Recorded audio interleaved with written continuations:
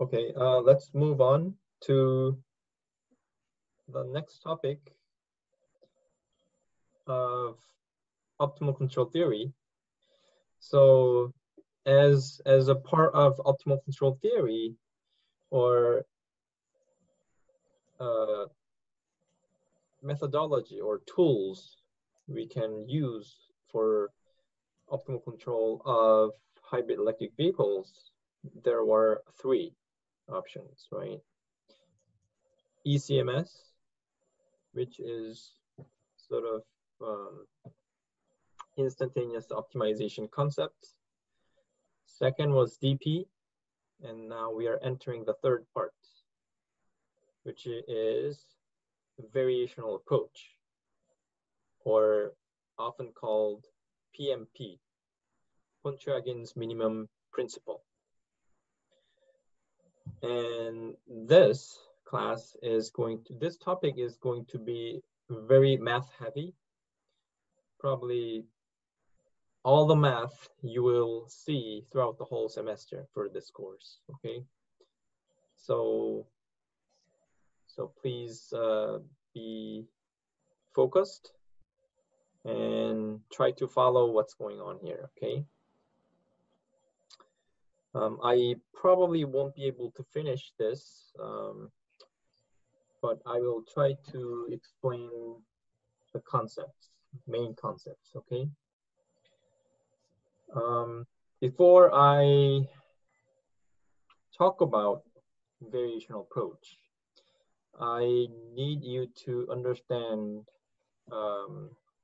basic optimization theory, because it shares a lot of the concept and principles, okay?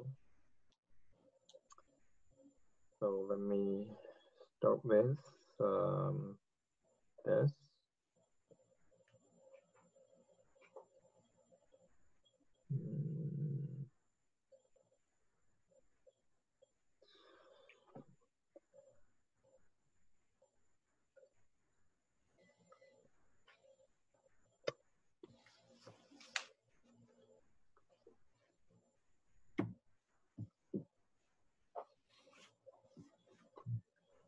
Okay, so I'd like to talk a little bit about optimization, okay?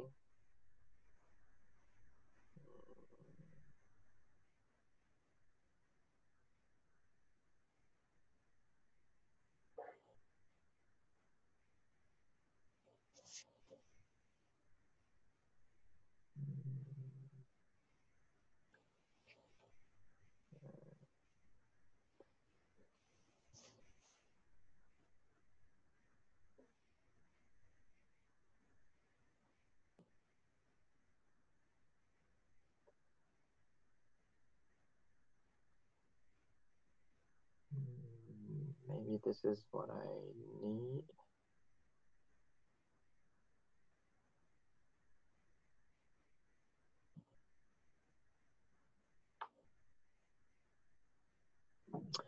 Well, let's start with an example, okay? Oh, by the way, how many of you have taken optimization course?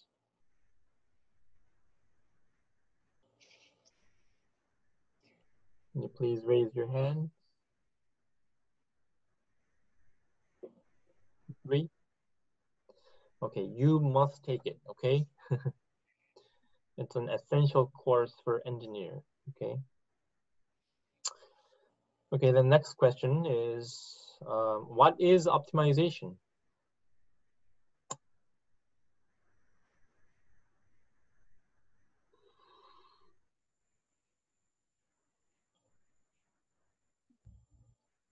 Think about it a little bit.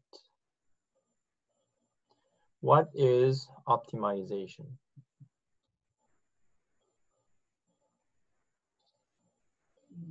Relax.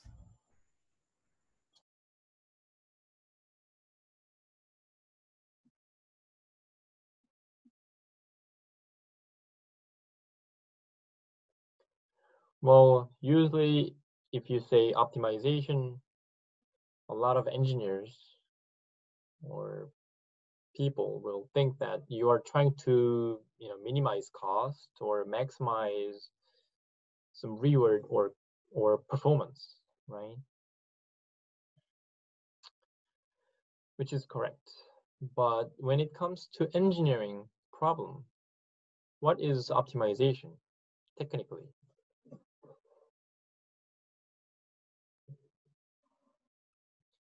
And how do you formulate that using math?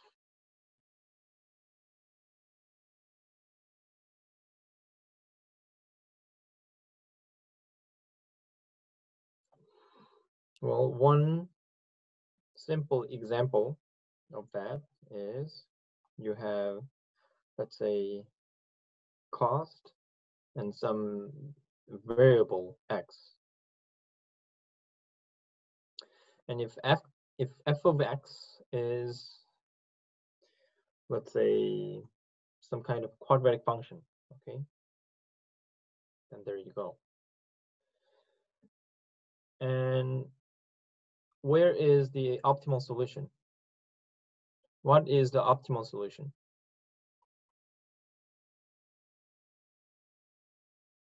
That minimizes cost.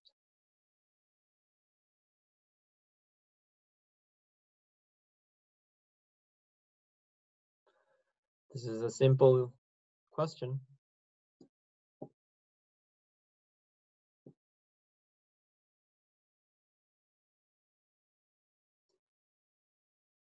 윤태 학생? 음수의 기울기가 0이 되는 지점. 좀 너무 많이 앞서갔어요. 맞아요. 맞는데 좀 앞서갔어요. So all I want was this point, right? So this is the minimum. This is the minimum J, right? So optimal J and optimal X. But how do you know that this is the minimum?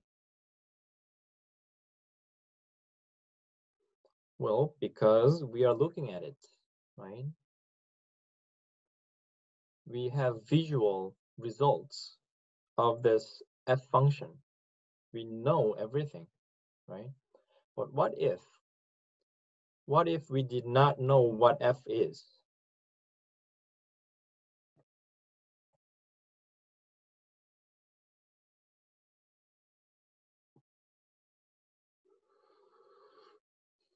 Then what is x star and j star?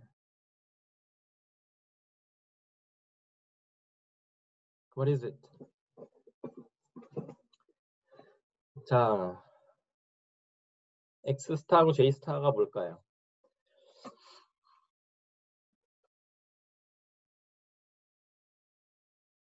이게 진짜 엔지니어링 옵티마이제이션 프로블럼인 거죠. 대부분은 이런 상황인 거예요. Usually, we don't know what f of x is. This is usually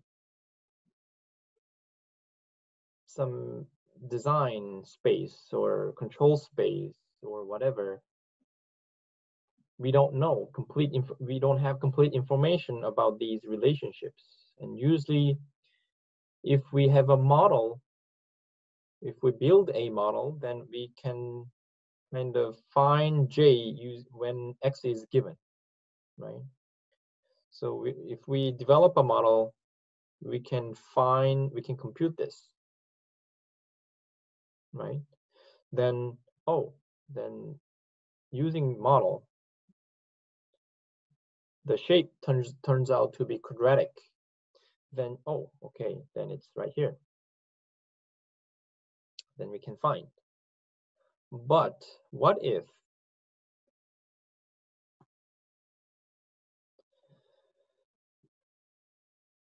it takes 1 month to evaluate one design? Meaning that for given X, computing J takes 1 month.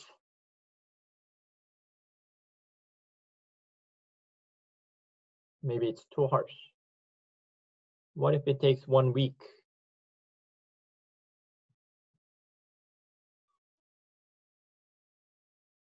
This is the real engineering optimization problem. And if you take optimization course, what you are learning is solving problems like this.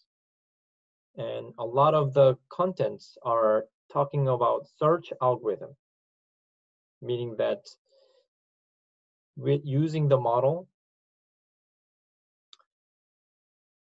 finding X star and J star with minimal J and X evaluation. 만약에 이 모델을 돌리는데 0.1초가 걸려요. 그러면은 모든 X를 넣어서 모든 J를 구하면 아 이렇게 생겼네 나와요. 근데 요거를 한 번 돌리는데 일주일, 한 달이 걸려요. 그러면은 if it takes a week, then you put X value, then you get J, and you find this point. It takes 1 week. And then you try another X, and then you will find this value taking 2 weeks. What is X star and J star? 그래서 이제 옵티마이제이션, 서치 알고리즘에서 배우는 가장 큰 주요한 이론이 X스타와 J스타를 빨리 찾는 테크닉, 그 이론을 배우는 거예요. 네, 그래서 let's say this was the function, but we don't know. And what search algorithm does is you evaluate this point, and then you move on to another point, and then you evaluate this point, and then you move on to another point, and you evaluate this point, and trying to find the optimal point design. But how would you do this? 이거를 비유해서 나타내면, 자, 여러분이 산에서 길을 잃었어요. 그럼 산을 내려가고 싶어요. 그러면 어떻게 하면 될까요?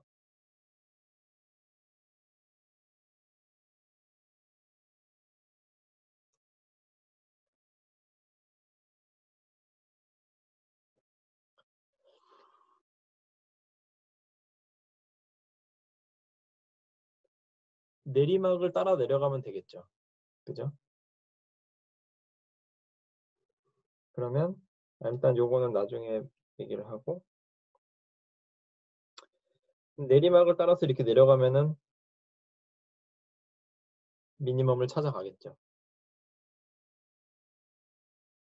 Simple concept, right? If you look for downhill, then you will probably likely to find the minimum point. But the problem is, how far should you shoot before you evaluate the next design point? Because it's going to take a week to evaluate the next point. So search algorithm, so if you do deep learning, it's all about deep learning training is about optimization, okay? And depending on how far you shoot, you may be able to find the optimal value in 2 shots, or maybe you need many shots, okay? Or maybe 3 shots, right? So how far you shoot is important, okay? And then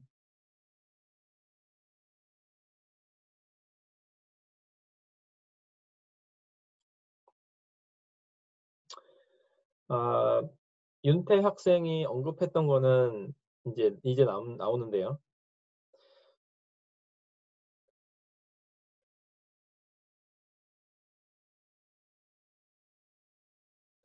여기서 어떤 미니멈 포인트가 가지는 어떤 프로퍼티가 있어요. 특징이. 그게 뭘까요?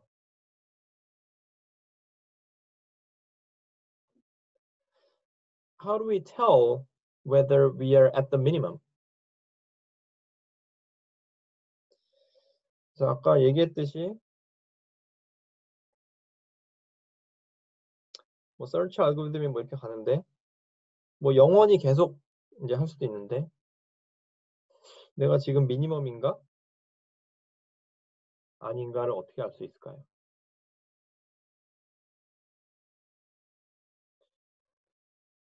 Well, there's property with minimum point or maximum that is slope is zero. 윤태 학생이 얘기했던 게 일로 바로 띄었던 거예요. 그죠? So this is called necessary condition, meaning that for the optimal or minimum point, this condition must be met. What about this one? Maximum. So if you want to make sure it's minimum, then you need to do, you need to take second derivative and look at whether it's positive or negative. Okay. Anyway, so this is the necessary condition to find the minimum point. And the point I'm trying to get to here is that in trajectory optimization, optimal control theory, the variational approach is also developed based on this necessary conditions. Very similar concept, okay? But mathematically quite different.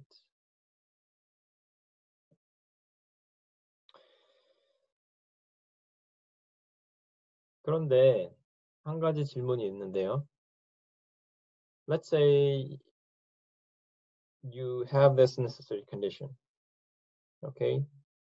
Meaning that f of x dx, because j is f of x, equals 0. So we have this necessary condition. But what does this mean? Why is this useful?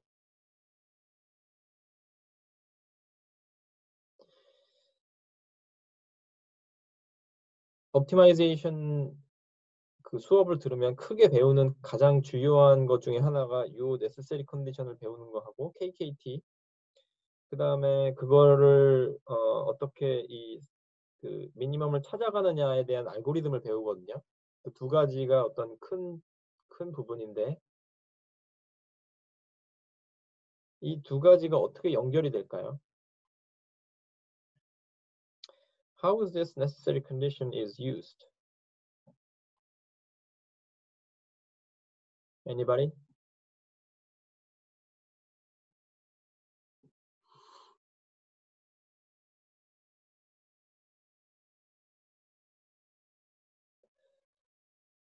현우 학생, 수업 들었다 그랬죠? 네, 듣고 있습니다. 아니, 수업 들었다고 했죠? 지금 수강하고 있습니다. 아, 지금 수강하고 있어요? 아, 그러면은 아직 안 배웠을 수도 있겠네요. 결국 이 두 가지를 배우는 게 큰 부분 중에 하나인데요. 여기서 necessary condition이 어떤 역할을 할까요?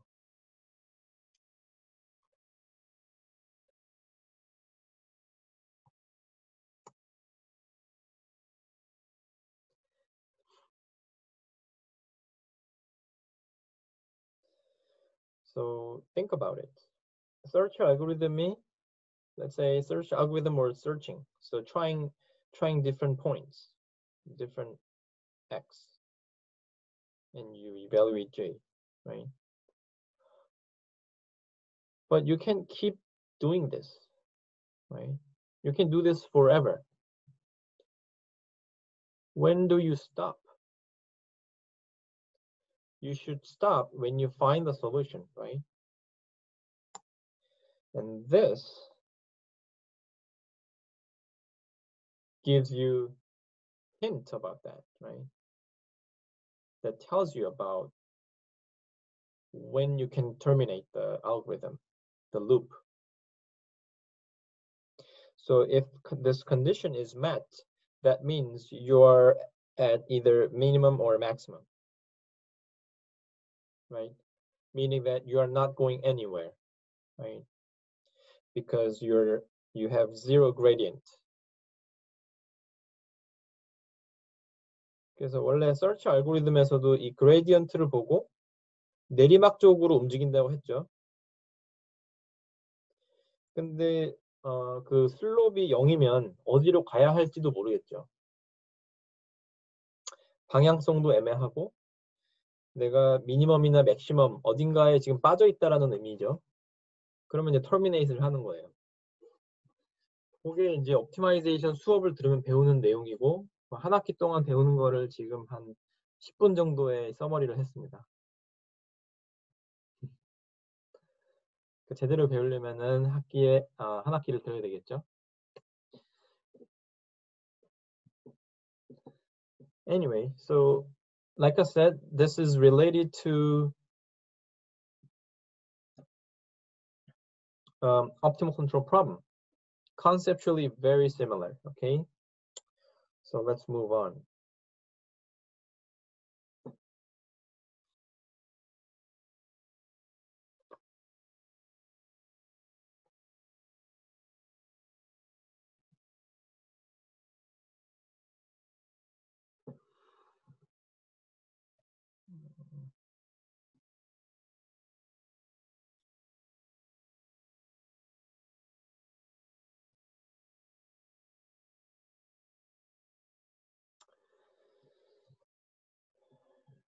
Okay, so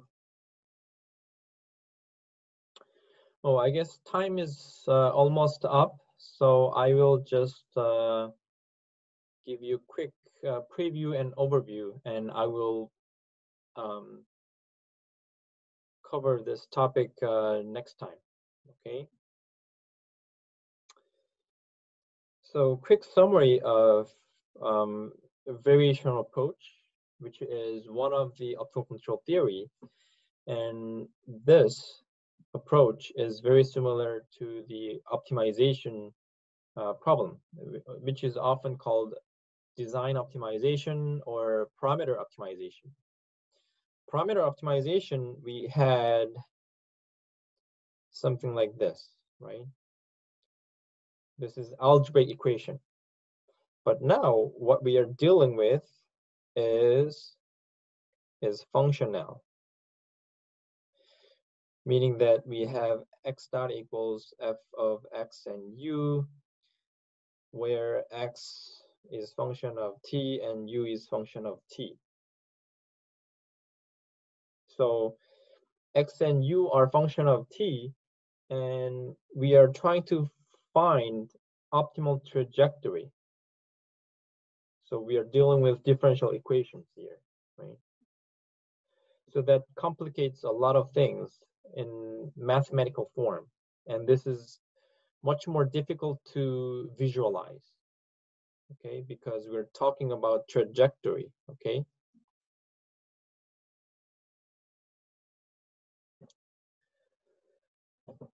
We can visualize only 2 or 3 dimensional things, right? But anyway, so at the end of the day, we're also going to find some sort of, we're going to try to find necessary condition, okay? Which is, say, you know, it was djdx, but here we are going to find other forms of necessary condition based on the trajectory optimization problem. And conceptually, they're the same. same thing. Okay, and one of the characteristics of this approach is the parameter optimization. Oh, I'm sorry. Let's go back. Okay. So one of the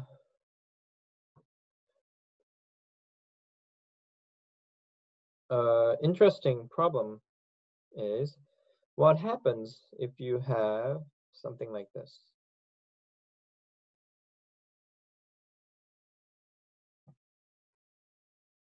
So I'm going to talk about local minimum, global minimum, okay? This is global minimum, right? This is what we want to find. But if you use gradient method, meaning that if you use the slope to find the next evaluation point, then it's highly likely you are going to fall in the local minimum. For example, if you start point here, then you will probably fall in here, which is not global optimal, but local minimum, okay? So usually this optimization, algorithms usually suffer the local minimum problem. And to mitigate this problem, you add some of the stochastic things. For example, you try different initial x, or you start from some initial x, but rather than just using gradient information, you input some randomness so that you shoot, here, and then some shoot here and then here, for no reason. Just try different evaluation. So usually this this reduces local minimum problem, but increases evaluation time, which makes sense, right? So if you try more, it'll take more time, but probably it'll reduce the probability that you fall into local minimum, okay? So usually genetic algorithm is one of these, okay? And then gradient method, only deterministic gradient method, such as fmin-con in Matlab or SQP, is local minimum algorithm, okay? And this also applies to variational approach. So variational approach also gives you local minimum if you only use gradient information, okay? Unless you try different trajectory. In order to help you understand the main concept, main idea of variational approach, I had to review optimization theory. So if you take optimization theory, you will learn parameter optimization or design optimization. In deep learning or AI, it's training process, meaning that you are trying to find the optimal parameters that minimizes the cost function. And the cost function is simply a function of those parameters. But here, so far, all the relationships are algebraic. There's no time involved. But now we are moving on to trajectory optimization. But the main concepts are still valid from the parameter optimization, such as finding the local minimum must meet these conditions. which is the gradient, the slope at the minimum or maximum point must be equal to 0.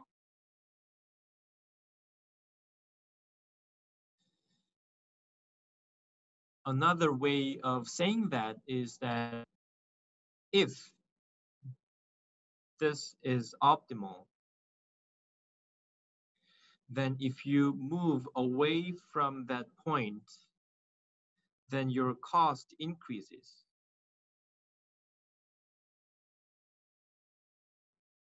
Isn't that obvious, right? Again, if you think about it, it's obvious, but that's how, you know, mathematicians explain those concepts mathematically, okay? And this gets much more complex and tricky for trajectory optimization because it's much more difficult to visualize things, okay? So I think Neil, you shared some video with, did you send it out to everybody or just me? Talking about one-dimensional example where we have, you know, it could be value function, cost function, loss function, whatever that is. If we have x, we're trying to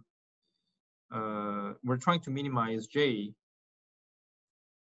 and find x that minimizes j, okay? Anyway, now let's move on to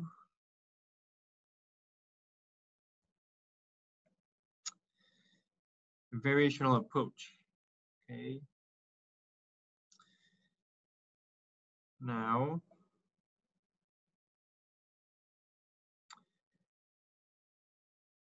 so usually if we have, you know, face-to-face you know, class, then I usually write these equations on the board, and you need to write this down so that we have some time to, so you have some time to think about it, you know, what each equation means, you know, physically. So I still want to do that, but I think it's gonna be difficult to do all the handwriting on this my smart pad. So I'm just gonna use my notes, okay? So, but I still want you to write this down on your own. I think this is going to be the first and last time you will think about these equations, okay? Later on, you probably won't, you know, look at this in detail. So why don't you try to write these down on your own? I will give you some time, okay? So let's start with calculus of variations.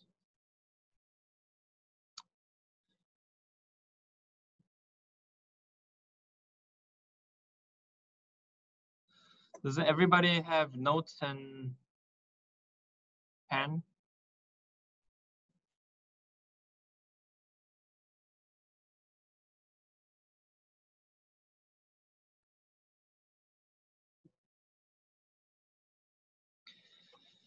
Everybody ready to write this down?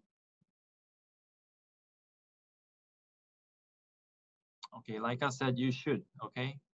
I'm trusting you, okay?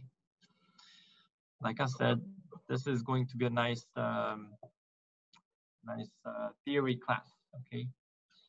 First and last for this GT501. So variational approach actually starts from calculus of variations, which is more generic math, okay? So for calculus of variations, there's no, optimal control theory. Calculus of variations simply literally means calculus of variations. So it's sort of like calculus you learn in your first class, first year in undergrad, when you take calculus 1, 2, 3, 4. Okay, but this one deals with functional, meaning that we are dealing with x dot equals f of x u t, where x and u are a function of t. Okay.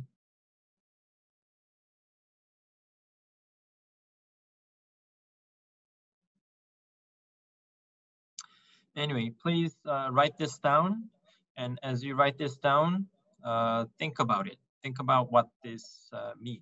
Okay, what these equations mean. Okay.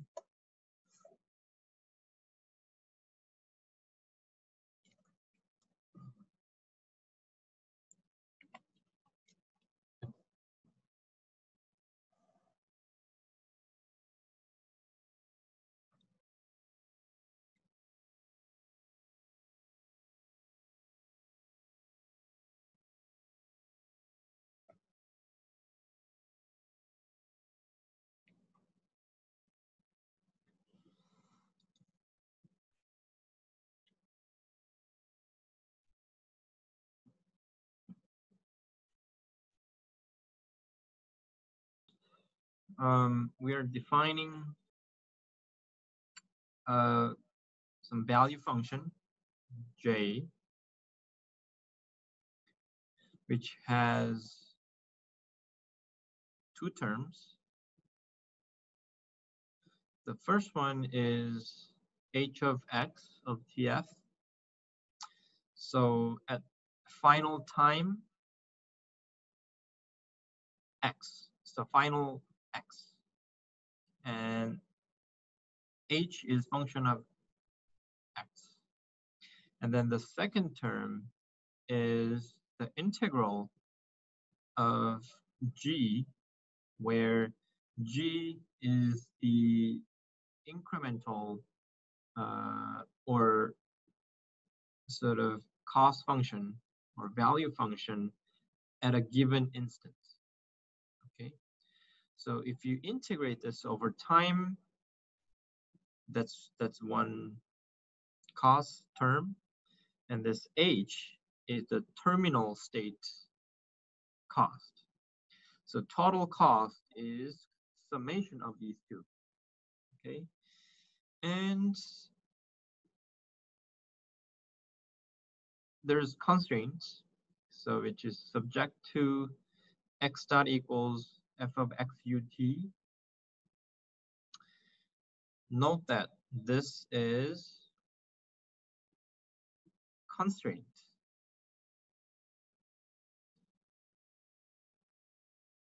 This is the dynamic equation, right?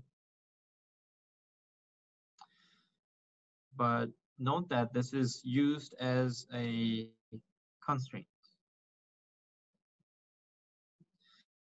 And then we have other terms such as initial condition x, and then m of x and tf equals to 0 if you have any equality constraints at the final time. Okay, so let's say this was a problem that was given, and we're going to call j a functional. Okay, so note that x of t and u of t.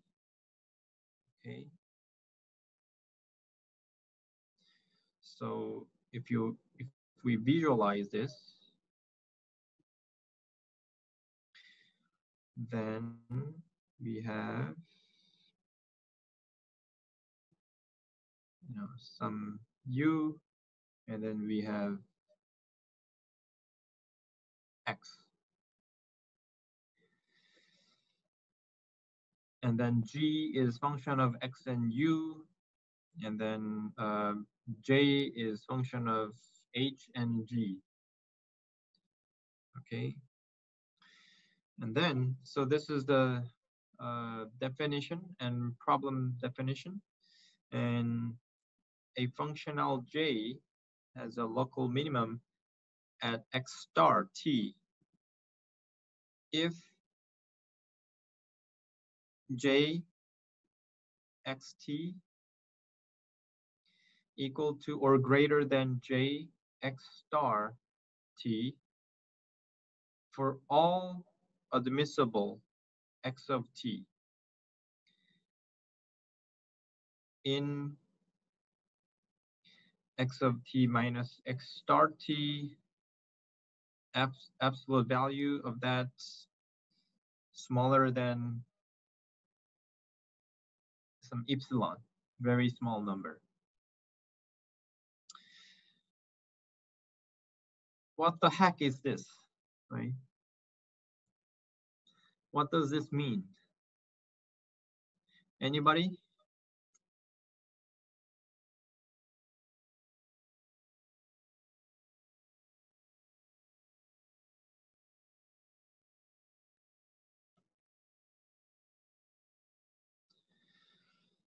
This is similar to the concept I explained here, okay? Okay, let's go back. I'll try my best to help you understand, okay? So what this means is that if you have any deviation from, let's say this was u star, this was x star. If you have any trajectory that is slightly deviated from the optimal solution, say something like that, and then result of that u is something like this,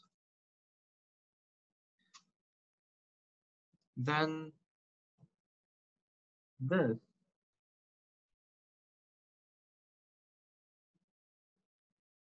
x and result should give you higher cost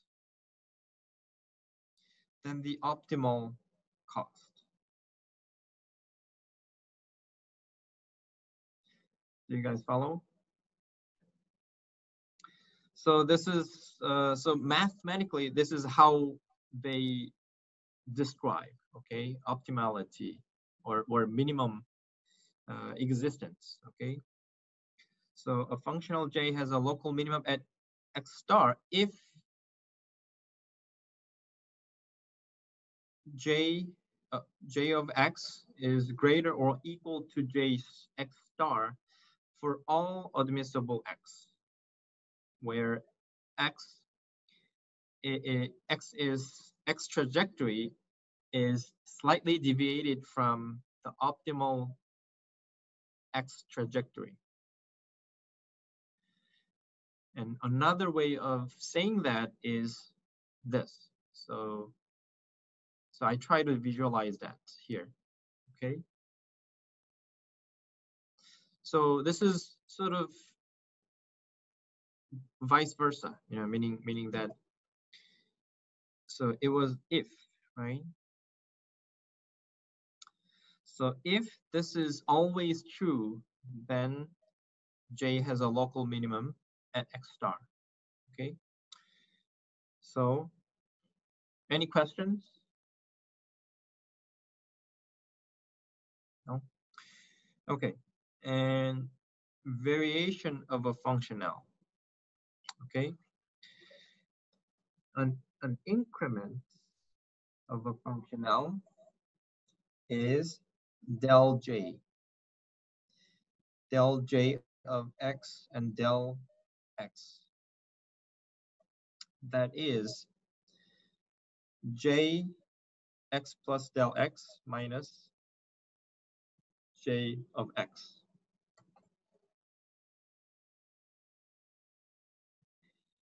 Can you visualize this? So j, remember, j was function of, this was j, right? Which was basically function of h and g, but h and g is function of x and u, right? So if for given x and u, we have j, right? By this equation. So if u and x changes, then j changes, right? And what this equation is saying is that we have j for x, and then we have j that has x plus some del x. So this is the deviation from x. So it's the second trajectory I drew, right?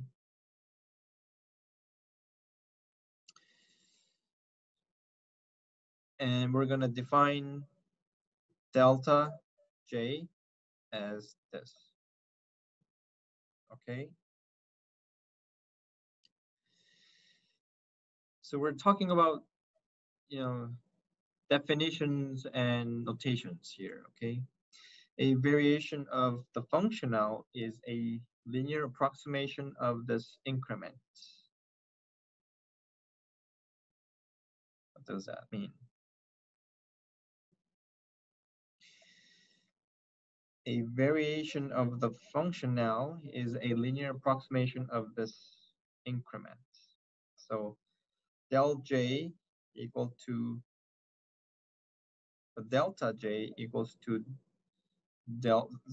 large delta j equals to small delta j plus higher order term. This is not the idle group HOT, okay? Higher order term.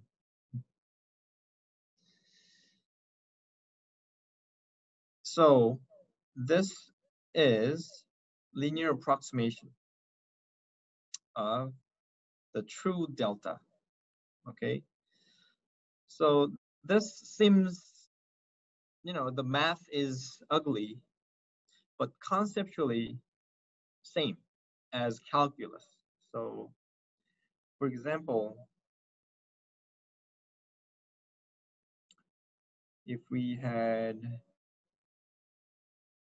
something like this and we had a slope, then this,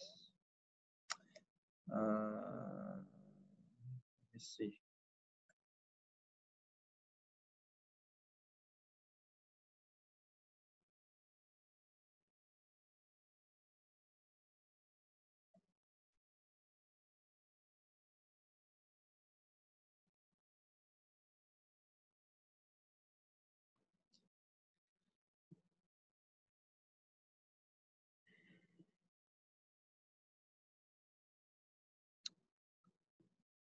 So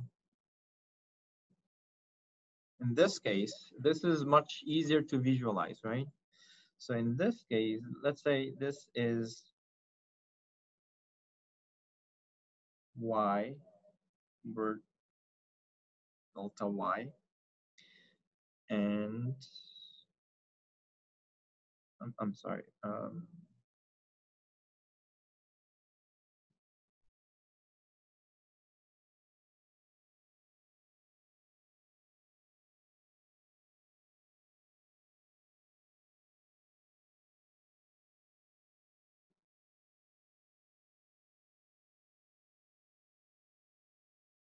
delta y. delta x, right?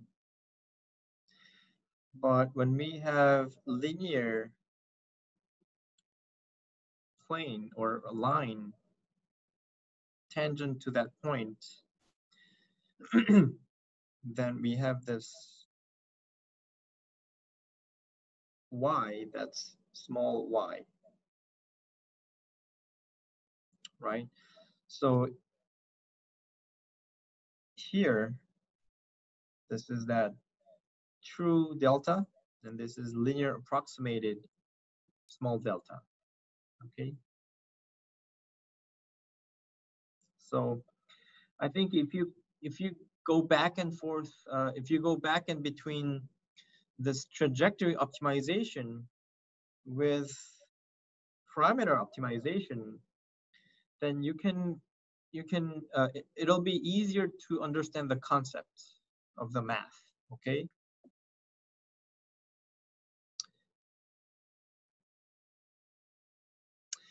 So now del J is now linear in del X, okay? Because now this becomes del X2. Anyway, so now let's move on to the next page.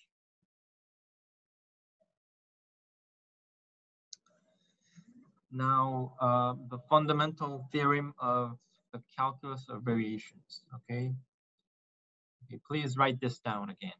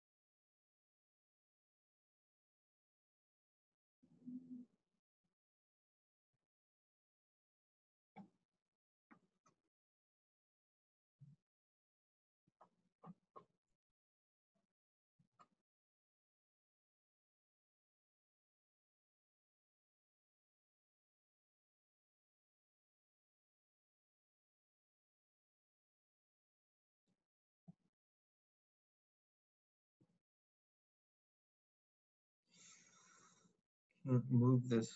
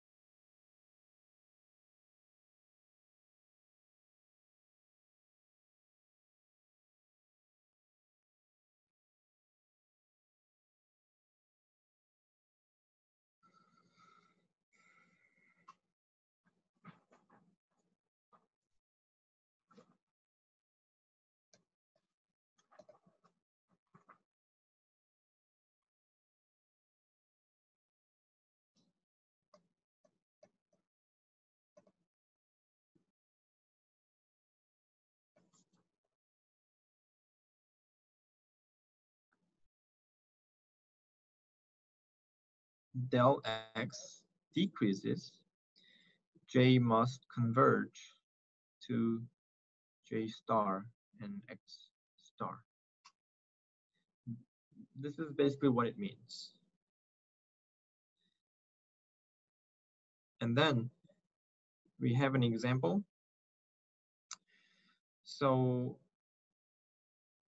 by the way, this is analytical form of this equation, okay? And we were solving for del J, okay? So now here in this problem, the left term is the J, del J, okay? And let's take a look at an example and apply this theorem, okay? So let's say J was given by this function, okay? So we no longer have H, the terminal cost. Then del J becomes this whole thing. And we can describe this by this function. And note that, by the way, this is partial G, partial X. And this is partial G, partial X dot, okay? And then we have del X, and we have del X dot, okay? And note that del X dot equals d dt del X dot, del X by definition, right? And if we integrate this, so how do we integrate this equation? Well, we can do it by integrate by parts. I don't know if you guys can recall, you learn it during calculus. So you can solve this integrator. You can make it simpler, and the resulting equation is this. So the original equation was this one, and if you apply integral by parts, you can actually solve the integral term, and the resulting equation is this one.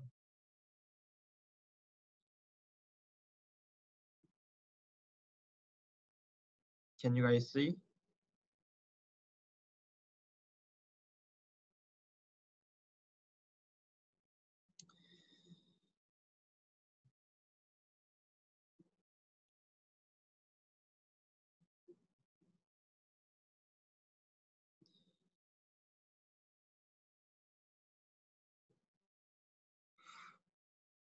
So this is right here,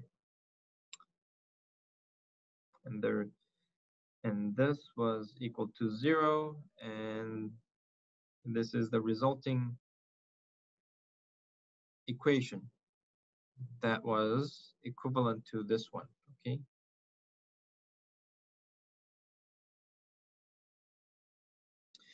Can you guys see what's going on?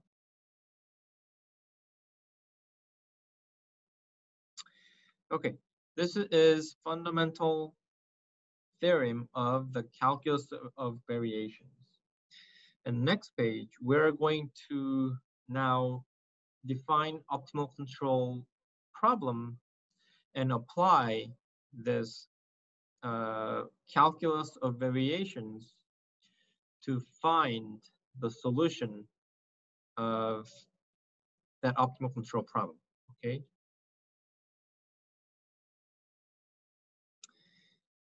Any questions?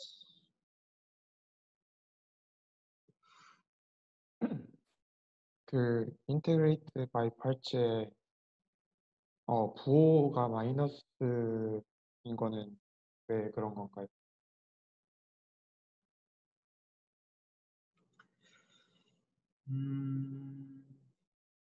어느 부분이요? 아, 요거 얘기하는 건가요? 네. 지금 저도 이거 유도 과정은 다시 이거를 다 써야 되는데 지금 요 부분하고 하면 요 마이너스 부호가 이제 들어갑니다. 네.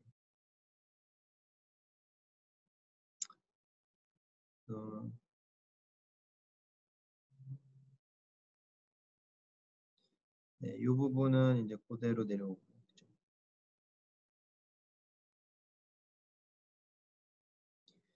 이 두 개가 합쳐져서 이렇게 되고 거죠.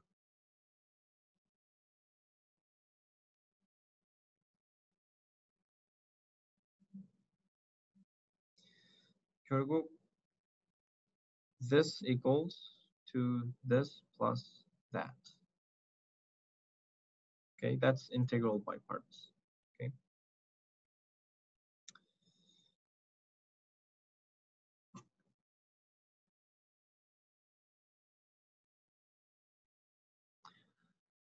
And finally, optimal control theory, variational approach. Okay. Again, please write this down.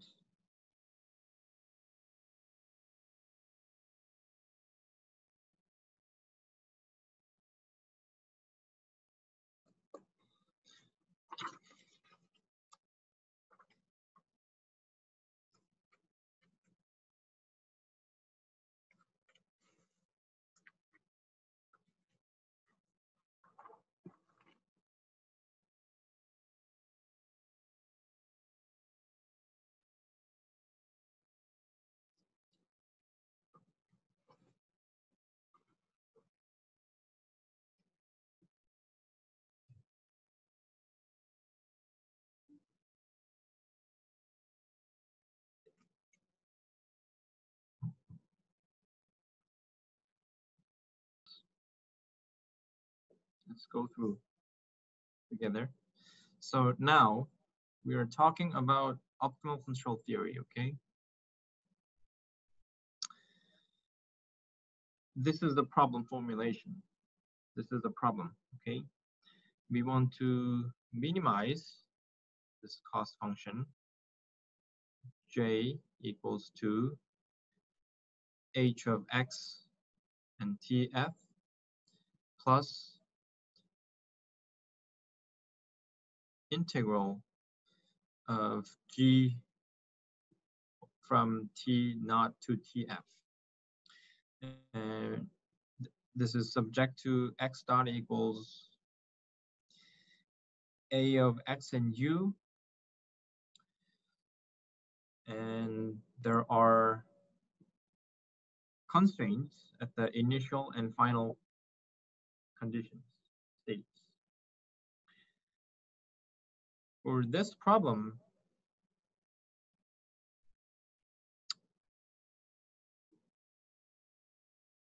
by the way, note that we can convert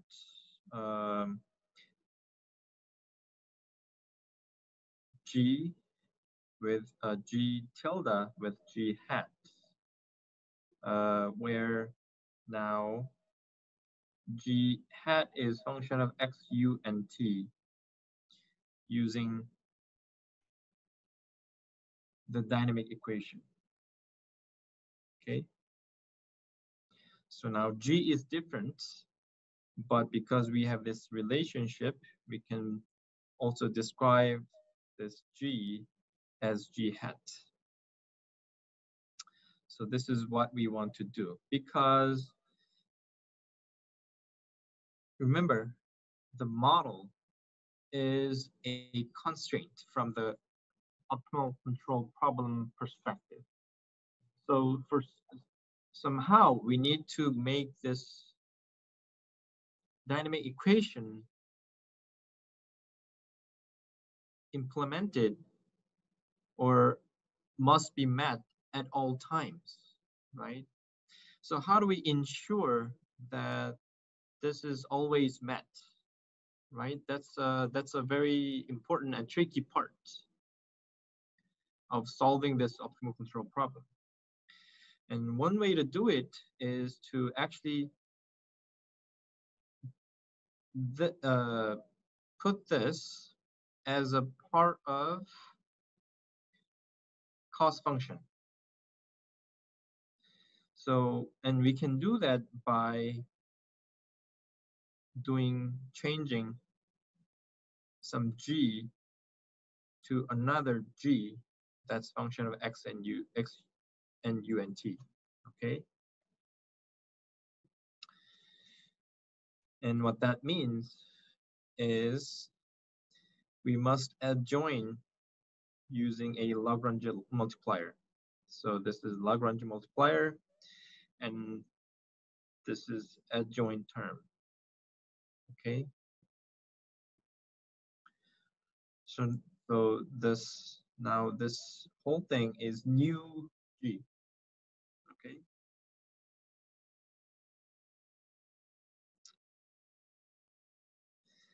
And let's find the variation, okay? Which is now, by the way, this is JA, okay? J with dynamics and Lagrange multiplier. So now we have new J, which is JA, and take the variation of that. We have all this equation, okay? Which is hx times del xf plus ht times del tf, and then integral of from t naught to tf for gx times del x, blah, blah, blah, blah, okay? And this looks quite ugly, but if we define Hamiltonian as follows, big H stands for Hamiltonian equals to G plus P times A. But by the way, this term actually vanishes when this dynamics is met, okay?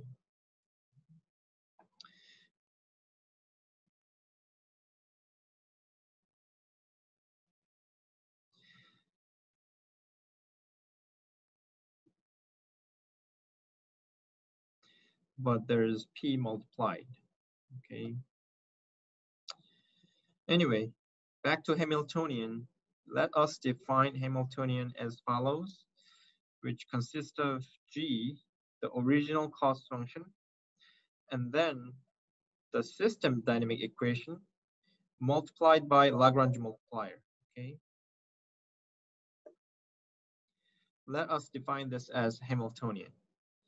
And rewriting this equation using Hamiltonian, things cleans up a little bit, okay? So now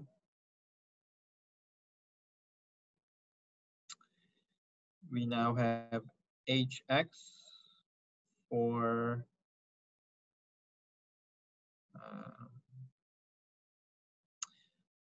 this whole part, and then we have Hu for del U parts, and then we have two more terms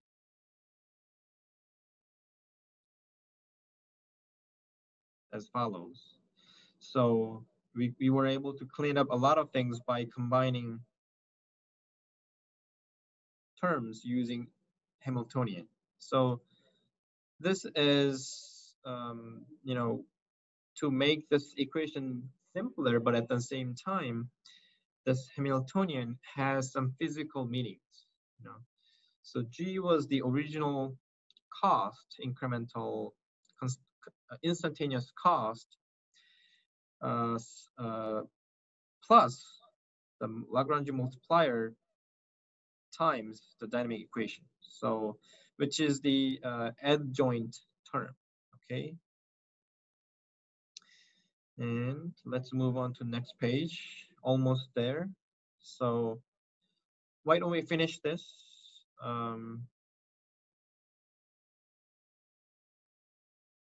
So this is the last page, okay?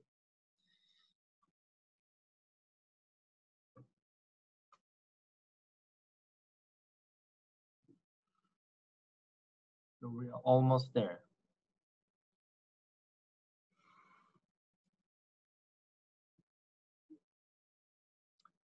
Are you guys following?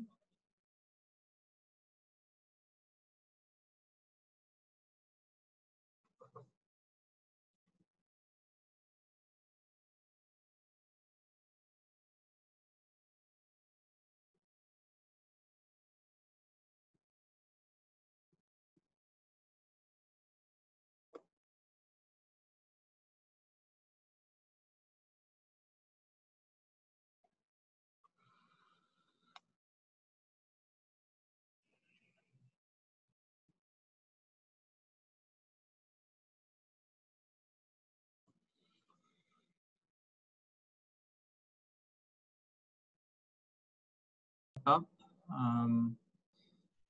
So now what's going on here is that we're again solving for del JA,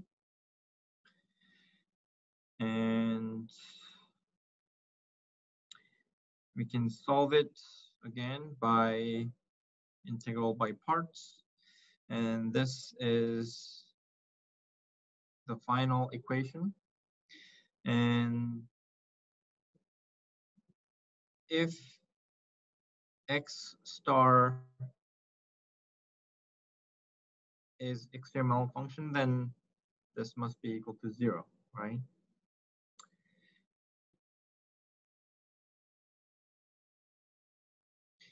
So what does this mean? Well, we learned that this and this goes to 0. And we are left with this equation. And from that, we can derive this set of necessary conditions. So this is called necessary conditions for the variations to be 0, okay? So this is the final result, okay? We were going through all this math to derive these equations, okay? And what is this, you know?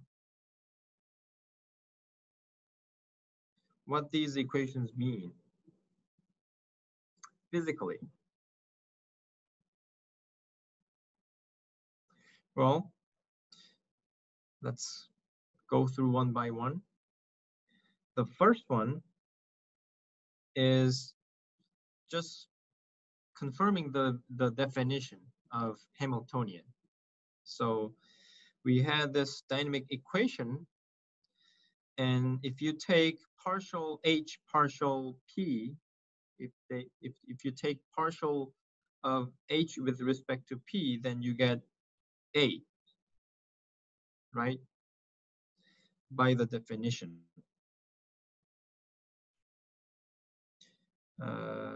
Yeah, here, right? So that was that. So this was obvious, right? Trivial solution, trivial condition. And then second is P dot equals to, from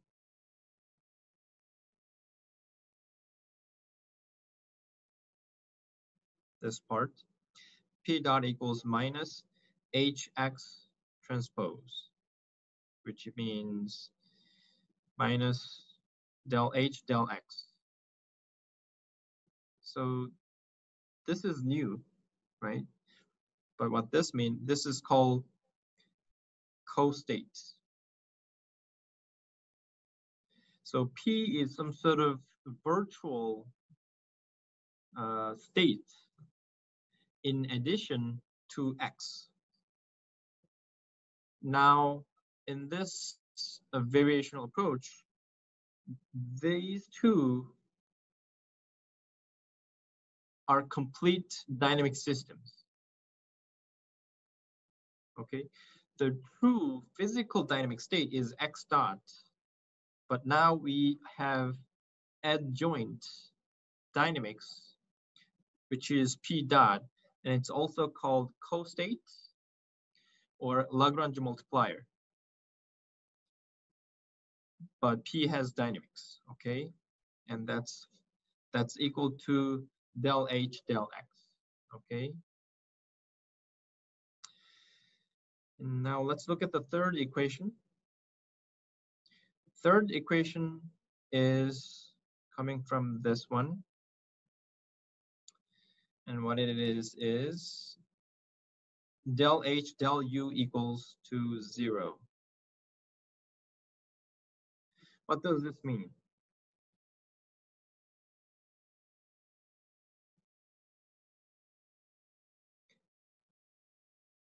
Take derivative of H Hamiltonian with respect to U, and it must be equal to 0. What does that mean physically? Remember, this is necessary conditions. Does this look familiar? Anybody?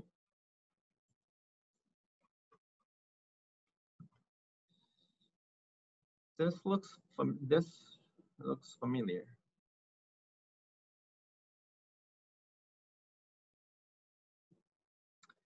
Well, let's go back to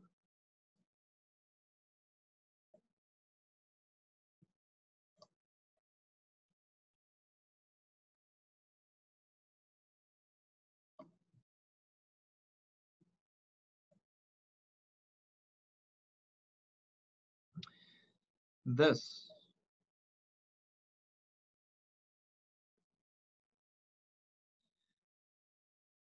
Does that ring a bell?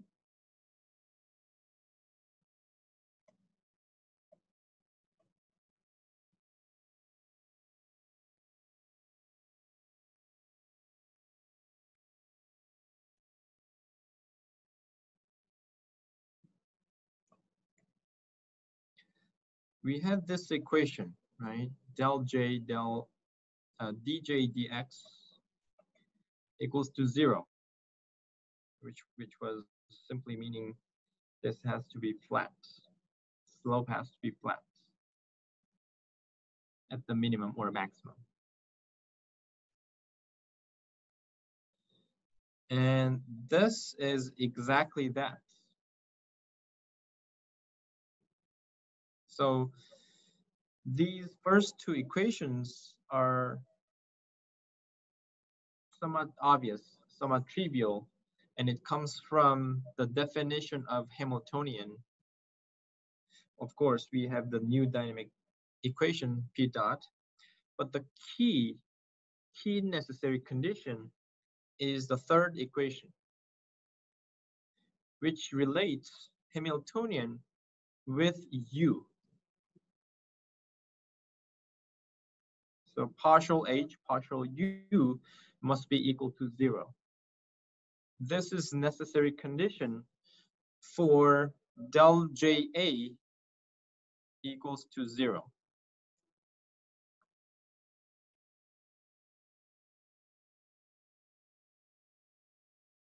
So if these conditions are met, then you have local minimum. Del JA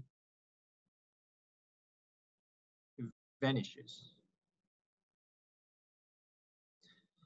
Does that make sense? And the rest of the conditions are just coming from the original problem, which is these, okay? So simply just copied, except for the P. I want you to at least understand the concepts of variational approach, and that this kind of approach exists so that if you need to tackle optimal control problems, then you can always come back and study on your own further if you like, okay? But for this course, I have one more wish, I have one more expectation, which is I want you to connect variational approach with equivalent consumption management strategy, ECMS. And that's what what we are going to cover today. So this is what we learned last time. And this is the optimal control problem we're trying to solve.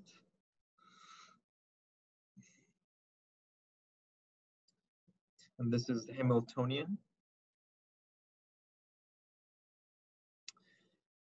And then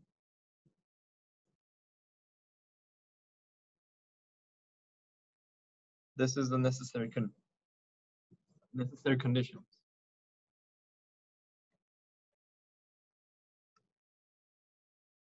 Especially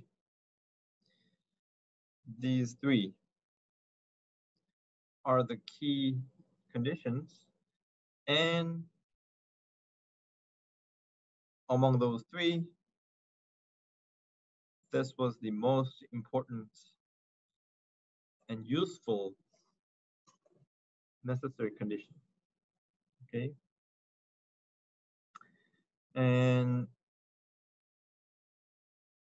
But even this analytical solution doesn't really tell us anything in detail, you know? So for example, we are still using very generic model, nonlinear model, right?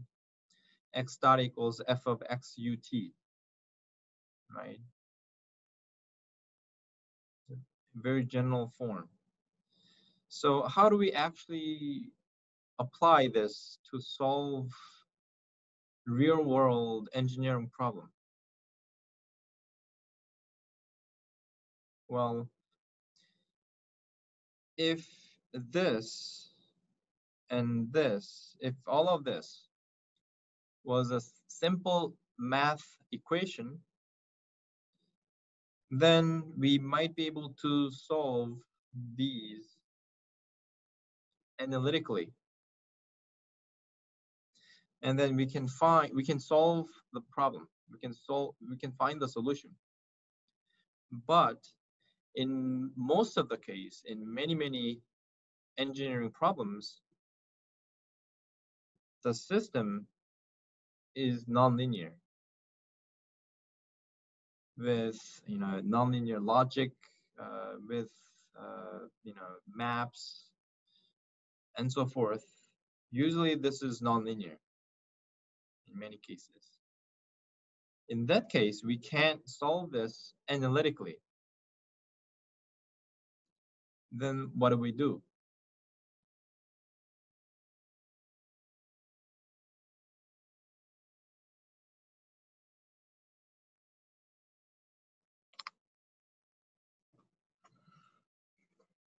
Then what should we do?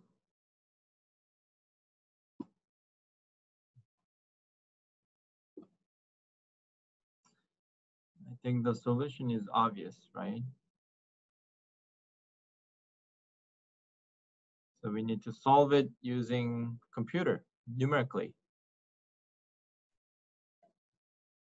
So what does numerical solution mean? How do we solve for numerical? How do we find solution numerically using computer? Well, we have model that can be solved numerically in Matlab Simulink, for example. And then we need to somehow find the solution, U star and X star. Yeah. And I'm not going to go in detail, but we can solve it numerically using two-point boundary value problem. So for example, we have initial condition, and then we have these boundary conditions. And then this, remember, this was dynamic equation, which is the model. And this is the key necessary condition. And this is the co-state dynamics. So this is sort of new dynamics, including P dot. So we can solve this using two-point boundary value problem numerically. And we need to somehow find U star that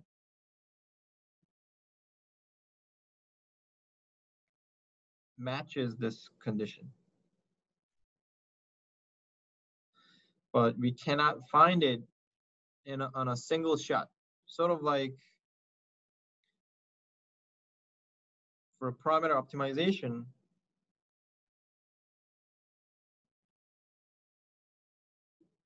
we can't find this optimal solution right away. We had to try different iteration, right? Same thing. In order to find U star and its X star, we need some sort of iteration. But of course, we need a search algorithm that can help us find the optimal solution. Anyway, we do have we have different approaches to solve this problem, okay? But anyway, so that's as far as I'm going to talk about for today, how to solve variational approach. And if you take trajectory optimization in aerospace department, then I think that course will teach you how to solve those problems, okay? But I want you to think about how this is applied to hybrid electric vehicle, okay?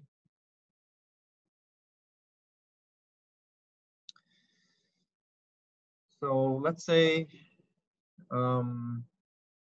we have this problem, HEV problem, where cost function is fuel consumption.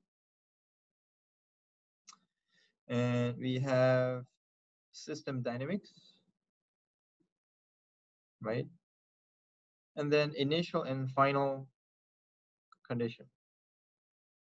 So this is an HEV problem example of variational approach, okay? So this is the problem.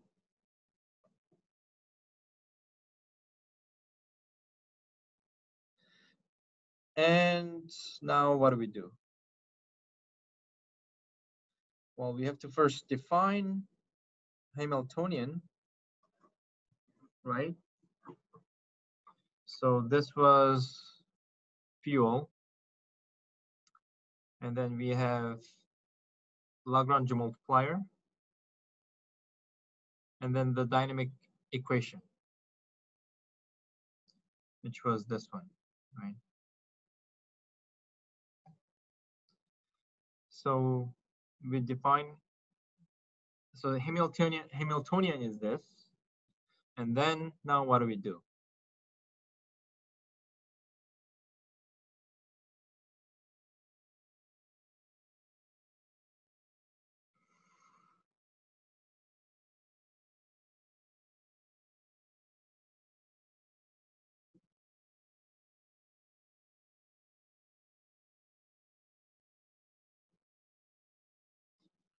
Well, we need to find these equations, right? And solve for it.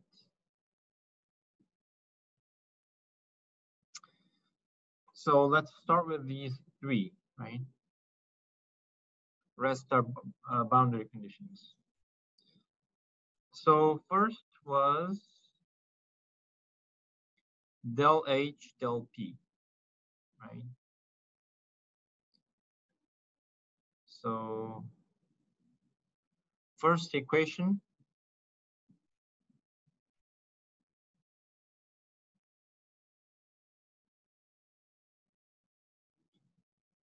is this equation, right?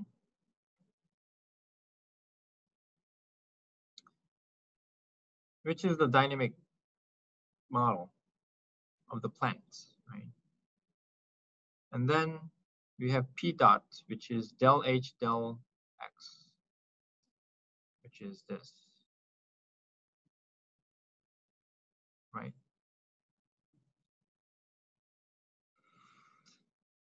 And then the third, del H del U.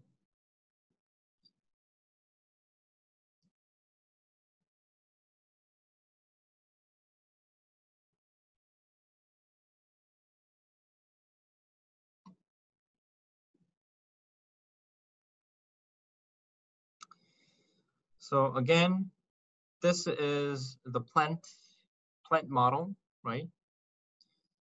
This is co-state dynamics, right? P dot, something new, right? And then the third is this condition, which is partial derivative of Hamiltonian with respect to U. And that has to be equal to 0.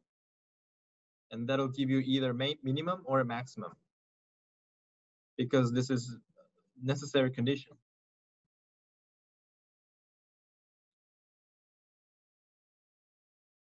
So like I said, this is very interesting equation and tells us a lot about what the U star should be, right?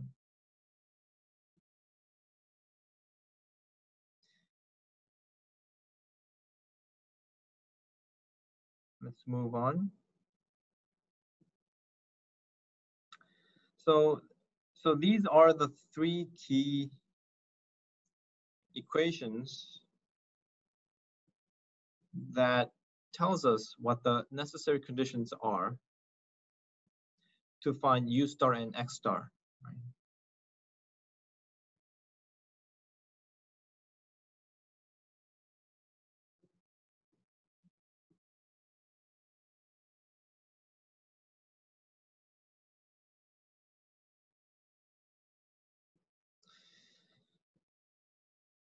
Now what do we do?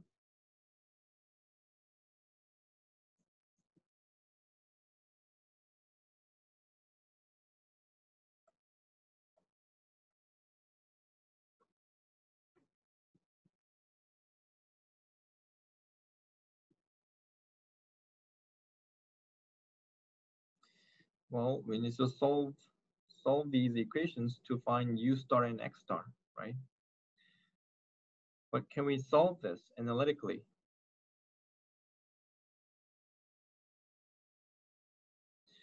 Well, not really, because first of all, the plant model is highly nonlinear with lots of maps, nonlinear maps. So we can't solve this analytically, so we have to solve numerically.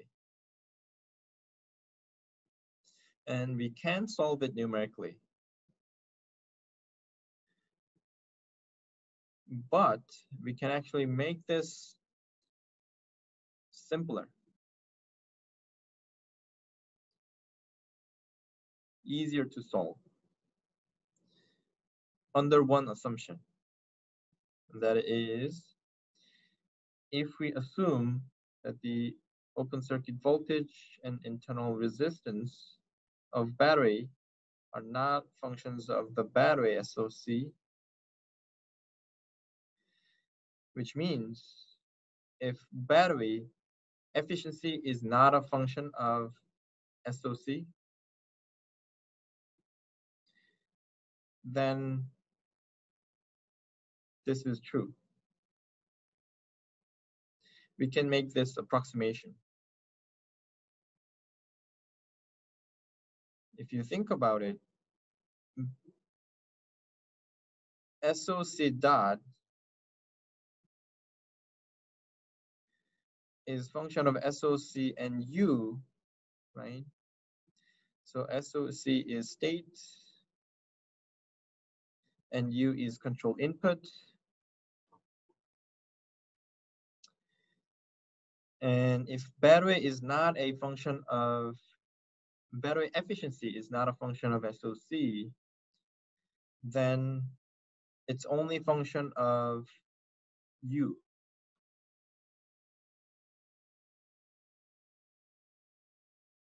Can you guys follow?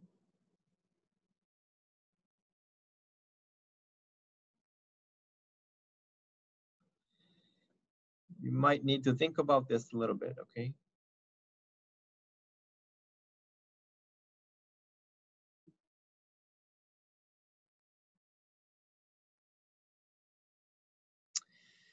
And then the Hamiltonian now becomes this. This is new Hamiltonian under this assumption because we have new plant, right? This is the new plant.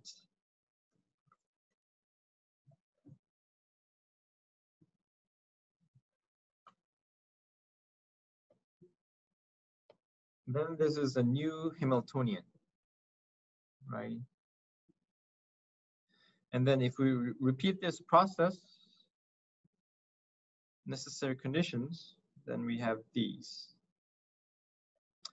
So new plant, new P dot, new del H, del U,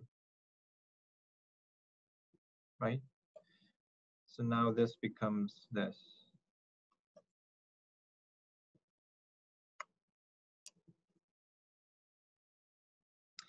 Can you see the difference?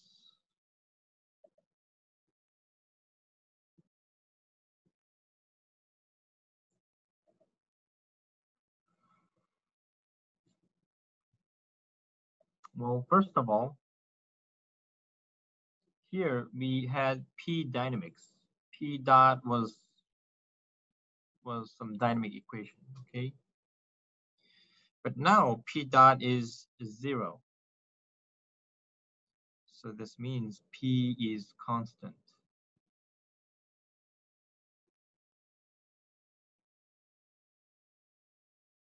Okay?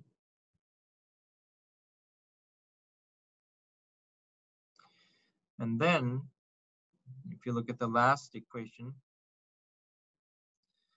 now the first term is the same, right? But the second term is different. It used to be this, right? But now it's this. But this is huge change because you can't really solve this. This is more challenging, difficult to solve because the function f, so which is SOC dot, is function of both SOC and u. So taking partial derivative with respect to u can be tricky. It's not straightforward.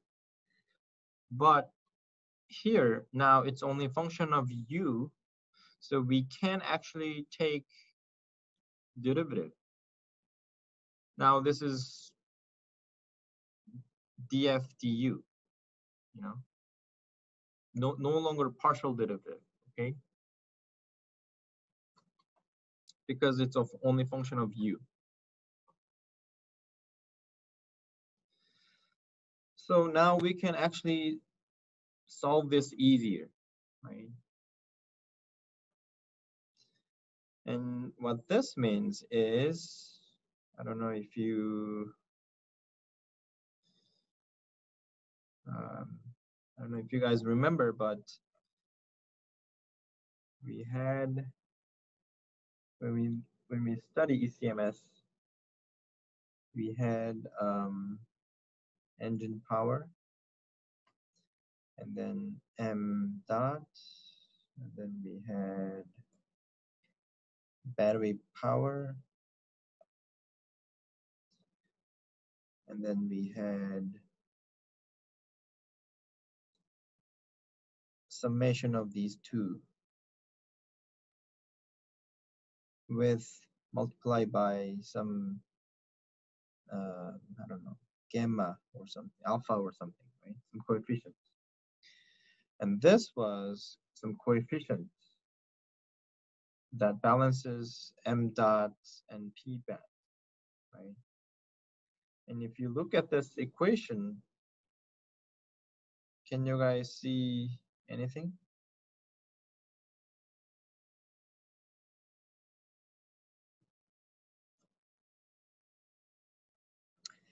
Can you guys see anything from here?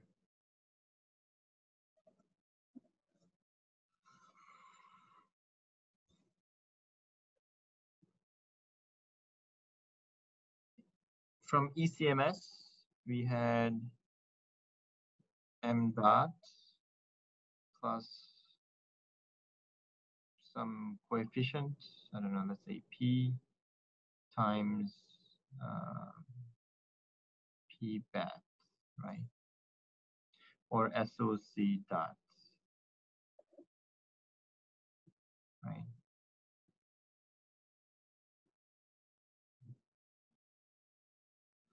And then and what this equation is saying is that if you take, can you guys see similarity? So if you take partial derivative of this with respect to u, then you get this.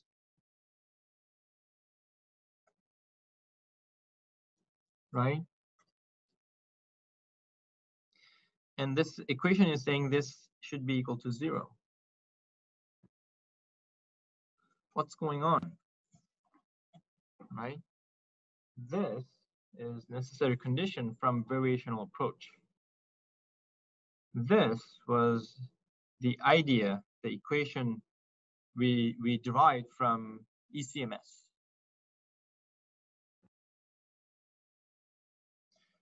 And if you remember, fuel consumption increases with engine power, and battery power decreases with engine power. And if you multiply by alpha and add them up, then it looks something like this, right? And what this is saying, what this partial derivative, this necessary condition is saying, is that if you take this,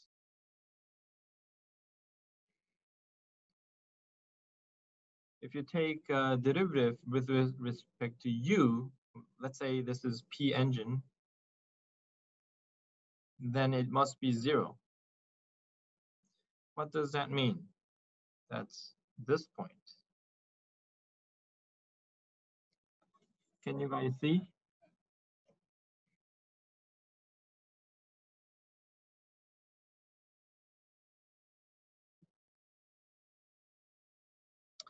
So you can think of this as Hamiltonian, right? This is Hamiltonian.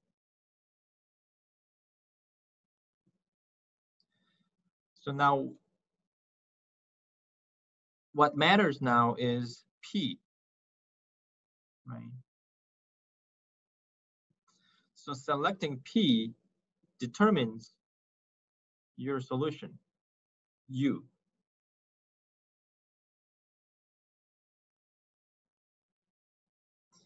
So if you select some P, small p or large p, the function can be something like this or something like that.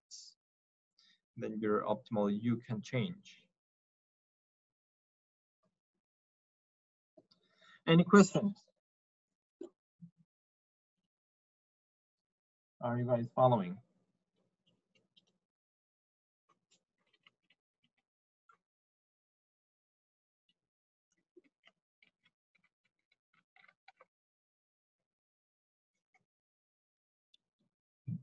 Any questions?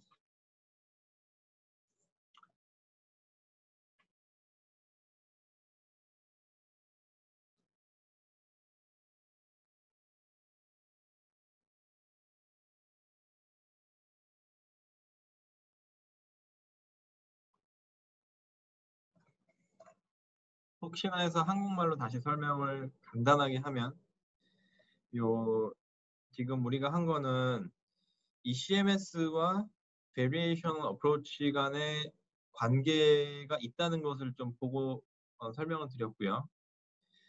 Variational Approach는 그냥 수학적인 이론을 바탕에서 우리가 del J가 0이 되는 necessary condition이 뭔지를 유도를 한번 어떻게 해봤고, 그거를 이제 HED 프로블럼에다가 적용을 해서 이런 이제 necessary condition을 구했죠.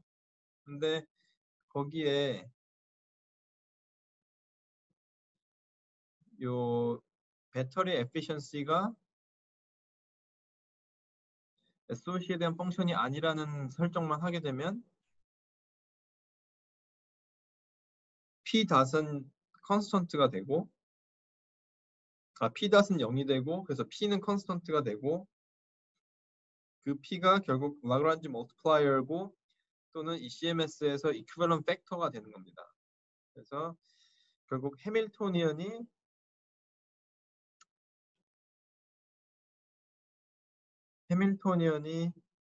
그 fuel consumption 텀과 배터리 텀이 들어가 있는 거죠.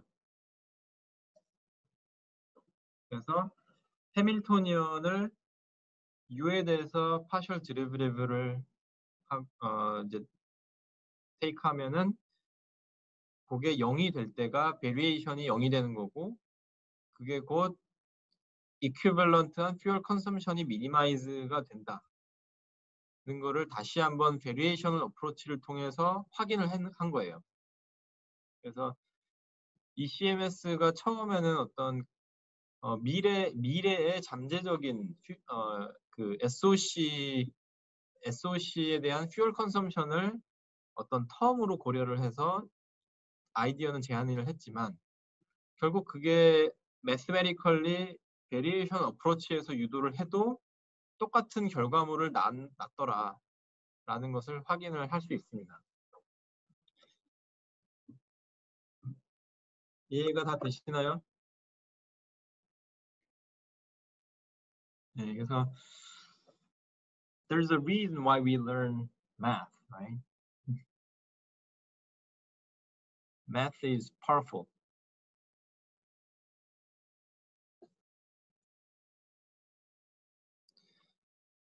Engineering sense, engineering intuition is also very powerful and helpful, but math is just very clean. You know, it it allows us to prove things, right?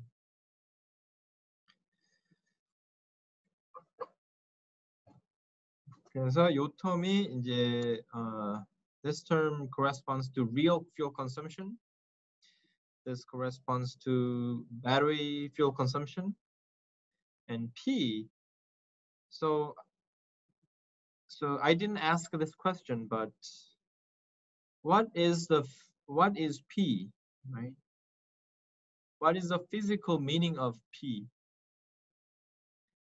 We say it's Lagrange multiplier, it's co-state, but what is P physically, right? Well, here's the answer. It's kind of equivalent factor, right?